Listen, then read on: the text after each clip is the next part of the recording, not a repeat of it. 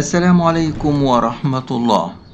تنبؤات ليلى عبد اللطيف حيث تذكر بالأسماء: الكيان يحتل 3 دول عربية بعد حرب إيران، وتحذر هؤلاء الحكام العرب. في البداية ما ننساش نعمل اشتراك في القناة ونفعل الجرس عشان يوصلنا كل التوقعات الجديدة.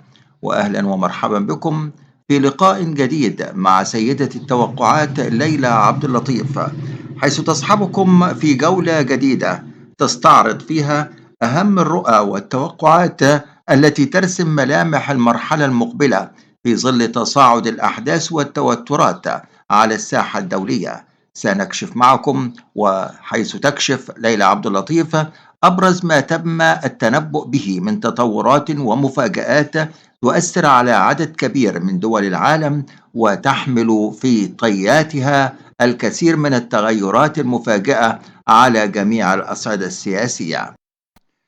وأولى توقعات سيدة التوقعات ليلى عبد اللطيف، حيث تقول: أنني أرى ما نشهده الآن من توتر بين الولايات المتحدة الأمريكية وإيران ليس سوى جزء صغير من مخطط كبير. تقول: أرى الكيان يقوم بتجهيزات سرية ومؤامرات تحاك في الخفاء. أرى في المرحلة المقبلة إعداد خطة مفاجئة وصادمة تبدأ في أي لحظة، وتستهدف 3 دول عربية في محاولة للسيطرة على أجزاء واسعة منها. حيث تقول ليلى عبد اللطيف في توقعاتها أن الجنوب السوري سيكون ساحة اشتعال رئيسية، وقد يشهد دخولا عسكريا مفاجئا مع احتمالية حدوث صدام مباشر أو غير مباشر مع القوات التركية في مشهد معقد ومفتوح على كافة الاحتمالات. وتمتد هذه التحركات بحسب الرؤية إلى ما وراء منطقة الغوطة، حيث يتوقع اندلاع واحدة من أكبر المعارك العسكرية في تلك المنطقة نتيجة اندفاع مفاجئ للقوات تحت ذرائع متعددة. أما في لبنان فتشير التوقعات إلى دخول واسع يتم عبر ما وصف بالخديعة الكبرى وصولا إلى ما وراء نهر الليطاني، مع هدف استراتيجي يتمثل في بلوغ العاصمة بيروت. ولا تقف الأمور عند هذا الحد، بل تتحدث ليلى عبد اللطيف عن رؤية عن مخطط لإحداث تغيير كبير في الجنوب اللبناني من خلال إعادة توزيع السكان بين الشمال والجنوب في واحدة من أضخم عمليات إعادة تشكيل التركيبة السكانية في العصر الحديث.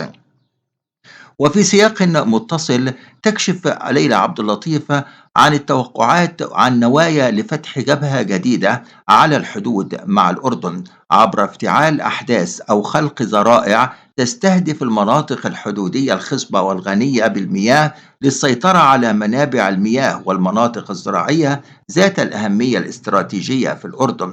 تؤكد التوقعات أن التركيز الأكبر سيكون على المناطق الغنية بالموارد الطبيعية، سواء في لبنان بما يحتويه من أنهار وبيئة خصبة، أو في الجنوب السوري الذي يضم ينابيع وهضاب زراعية مهمة، بالإضافة إلى مناطق في الأردن تتميز بخصوبتها ومصادرها المائية. كما تشير الرؤية أيضا إلى أهمية تاريخية لمنطقة درعا السورية، التي كانت تعرف في عصور سابقة بأنها سلة غذاء مهمة، وهو ما يعزز من قيمتها الاستراتيجية في هذه المخططات.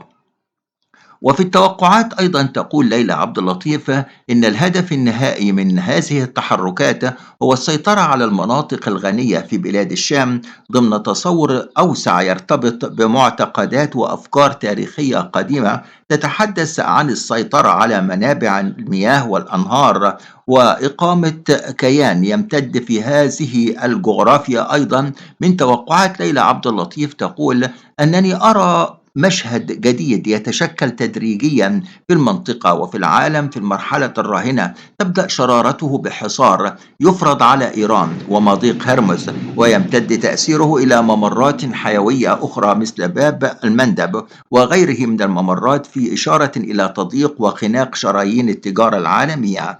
وأيضا تقول واحدة تلو الأخرى، قالت: أرى دول الخليج وعلى رأسها السعودية تقف أمام تحديات غير مسبوقة في تصدير النفط، بينما تعاني دول أوروبا من نقص حاد في الإمدادات بأزمة غذاء وطاقة تتصاعد معها ارتفاع في الأسعار بشكل غير مسبوق، مما يدخل العالم مرحلة فوضى اقتصادية شاملة.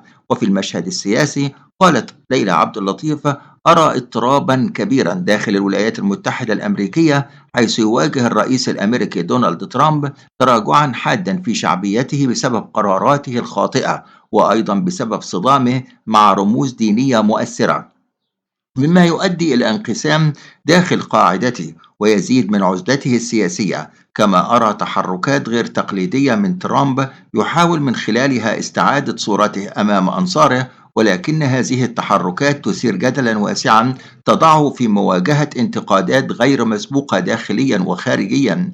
وعلى الجانب الآخر قالت ليلى عبد اللطيف: أرى الصين تدخل المشهد بقوة اقتصاديا وعسكريا. أرى صراعا خفيا بين الدولار واليوان، حيث تبدأ بعض الدول في كسر هيمنة العملة الأمريكية، مما ينذر بتحول اقتصادي عالمي كبير قد يضعف النفوذ الأمريكي تدريجيا. قالت أيضا ليلى عبد اللطيف: أرى مواجهة محتملة في مياه هرمز ليس بالضرورة عسكرية مباشرة، بل اختبار قوة واردة بين الولايات المتحدة والصين، وتحدد ملامح المرحلة المقبلة، حيث قالت: أرى أن تختار القوى الكبرى سياسة الصبر الاستراتيجي لتتجنب المواجهة المباشرة مع الاستمرار في الضغط الاقتصادي، مما يؤدي إلى اضطراب سلاسل الإمداد داخل أيضا في بعض السلع من الأسواق. أيضا تقول ليلى عبد اللطيف: أنني أرى اليمن ستكون أمام عدة أحداث وتطورات جديدة داخليا وخارجيا خلال المرحلة المقبلة، وبعض الدول الغربية ستقوم بحسم أمرها خلال عمل عسكري كبير لحماية المياه الدولية والسفن حول العالم. وميناء يمني كبير في قلب كل هذه الأحداث. وحرب السفن في البحر الأحمر لن تبقى محصورة ما بين حدود اليمن والحوثيين، بل قالت ليلى عبد اللطيف: أراها تشهد تصعيدا كبيرا وتتوسع إلى خارج مجال البحر الأحمر بسبب وقوع حدث بحري كبير وخطير سوف نشهده قريبا في مياه إحدى الدول حول العالم. قالت: أرى ضربة عسكرية كبيرة تقوم بها أمريكا فوق اليمن، مما سيجعل الحوثيين يقومون